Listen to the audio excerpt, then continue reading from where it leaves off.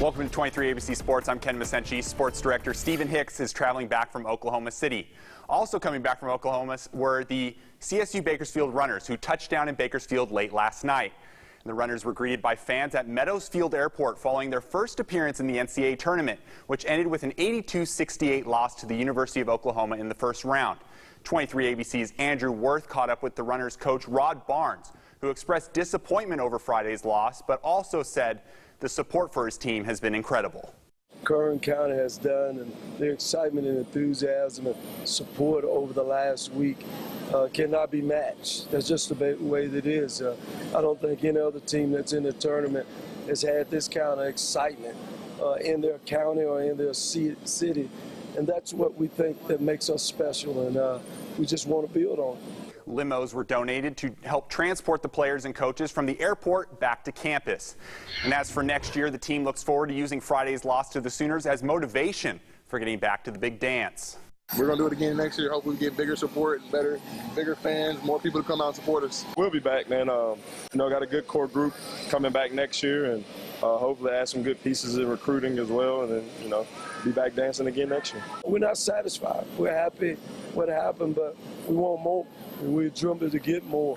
The Condors were back on home ice tonight, taking on the Stockton Heat as they continue to fight for a playoff spot with just a few games left in the season. And Los Condors were rocking special jerseys as part of Hispanic Heritage Night. Condors sitting in fourth place in the division were down 5-4 in the third period before tying up at 5, sending the game to overtime. But the Stockton Heat took advantage in the first minute of overtime, stole a 6-5 win from the Condors. And the Kern County Knights high school hockey team took part in the inaugural LA Kings High School Hockey League Championship game this afternoon at the Staples Center. 23 ABC caught up with the team this morning before they headed down to Los Angeles. They took on the Santa Barbara Royals and fell 4-0. And if you're interested in playing for the Knights, they will have tryouts May 7th and 14th. Well, there are no perfect brackets remaining for the NCAA tournament, as March Madness certainly has lived up to the hype in the first round. And Saturday kicked off the round of 32. And while there weren't any huge upsets, there was still plenty of madness. Bitter rivals Kentucky and Indiana faced off for the first time since 2012. These two storied programs won't play each other in the regular season anymore, but the tournament brought them together for a shot at the Sweet 16. Early on, Kentucky up 2, Tyler Eulis from the half-court logo. Fast forward to the second half, Kentucky still up 2. Offensive rebound by the Hoosiers. Yogi Ferrell, great name, even better game, knocks down the tray to give Indiana the lead, and Yogi's sisters love it. Late second half, Indiana starting to pull away. Slam dunk here by Thomas Bryant. Hoosiers move on to the Sweet 16. And speaking of storied programs, Duke took on the surprising Yale Bulldogs today, and Duke used the 3-ball to build a 27-point lead. But Yale would not go away, cutting the lead to single digits before potential #1 pick in the NBA draft, Brandon Ingram, nailed this dagger 3. Duke moves on 71-64.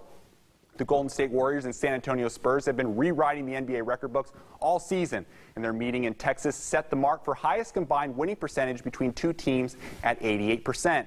Warriors are chasing 73 wins, but the Spurs jumped out to the early lead. Kawhi Leonard takes the outlet and slams it down for a 10-point lead. Steph Curry shot 1 of 12 from 3, but this one tied the game at 55. But LaMarcus Aldridge and the Spurs closed it down the stretch, 87-79 Spurs, 1997.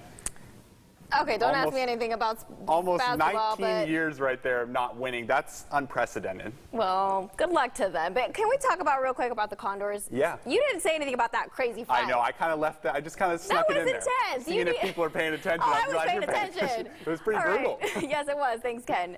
Well, up next, a practical joke 30 years in the making.